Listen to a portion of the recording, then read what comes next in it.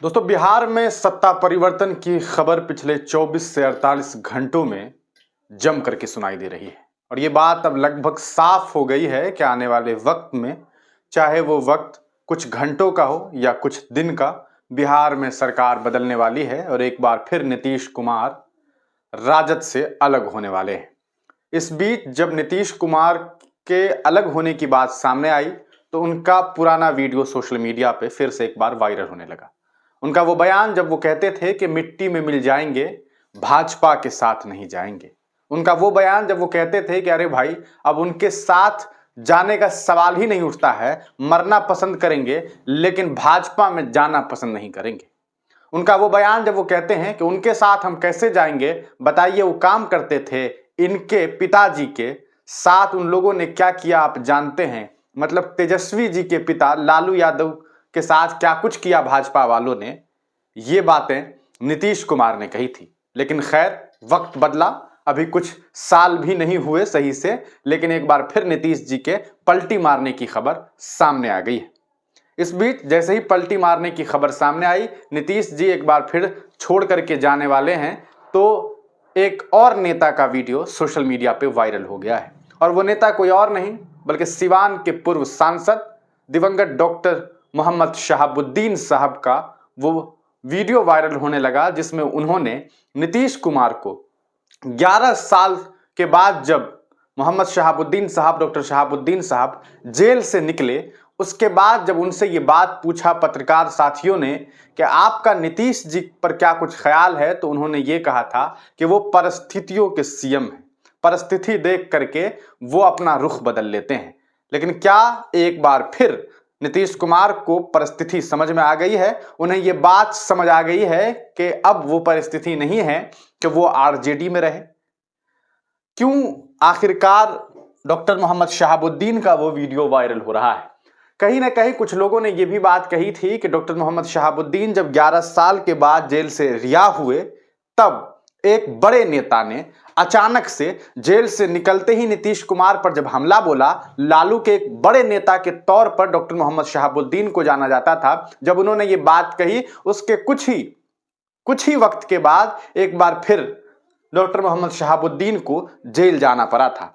तब लोगों ने ये बात भी कही कि काश डॉक्टर मोहम्मद शहाबुद्दीन उस वक्त ये बात ना कहते, वो चुप रहते, वो सच ना बोलते, वो हक ना बोलते, तो शायद उनके साथ ऐसा नहीं होता। ये लोगों की समझ है, लोगों का ये कहना है। आपका इस पर क्या कुछ सोचना है वो आप कमेंट सेक्शन में जरूर बताइएगा। लेकिन एक बात तो तय है कि डॉक्टर मोहम्मद शहाबुद्दीन की कही गई वो बात बिल्कुल सही है कि नीतीश कुमार परिस्थितियों के सीएम हैं। वो परिस्थिति देख करके यहां से वहां, वहां से यहां चले जाते हैं। आइए हम आपको खुद डॉक्टर मोहम्मद शहाबुद्दीन की कही वो बात याद दिलाते हैं और वो सुनाते हैं कि उन्होंने क्या कुछ कहा था और क्यों कहा होगा। ये बात आपको खुद ब खुद जो है वो समझ आ जाएगी। कहीं ना कहीं ये डॉक्टर मोहम्मद शहाबुद्दीन ने जो बात कही थी वो क्यों कही होगी, ये बात समझने की जरूरत है। और आपको ये बात, मुझे नहीं लगता कि समझने में कोई बड़ी दिक्कत आने वाली है, क्योंकि आप तमाम लोग जानते हैं कि बहुत करीब से बिहार की सियासत को इन्होंने देखा है। सुनिए कि क्या कुछ कह रहे हैं। आपने कहा कि नीतीश कुमार जो है वो परिस्थितियों के नेता है। नीतीश कुमार परिस्थितियों के मुख्यमंत्री हैं। नीतीश कुमार कभी भी मास लीडर नहीं रहे, कभी भी उनका अपार जन समर्थन नहीं रहा, कभी भी वो अकेले लड़कर के 20 सीट्स नहीं ला सकते थे। तो परिस्थितियों को नहीं कहिएगा तो क्या कहिएगा? आपने कहा कि तो ये बयान आपने सुना दोस्तों कि उन्होंने साफ साफ ये बात कही कि वो परिस्थितियों के सीएम हैं और इसमें कोई शंका वाली बात नहीं है। उनका ये कहना है कि वो अकेले आज तक 20 सीट नहीं ला पाए।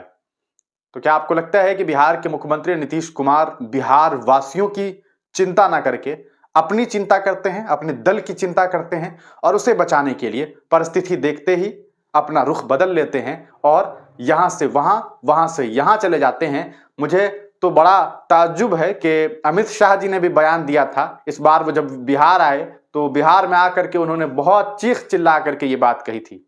उन्होंने कहा था कि नीतीश जी के लिए एनडीए का दरवाजा हमेशा हमेशा के लिए बंद हो गया है, लेकिन उनका हमेशा उनका 15 लाख वाला बयान सब लगता है एक जैसा है और एक बराबर है। झूठ की खेती चलती है और वही झूठे लोग हैं, और हुकूमत में रहने के लिए न जाने ये लोग क्या कुछ कहेंगे और क्या कुछ करेंगे, इसका कोई अंदाजा नहीं लगा सकता है। आप तमाम लोगों का इस पर क्या कुछ सोचना है, अपनी राय कमेंट सेक्शन में जरूर दीजिएगा।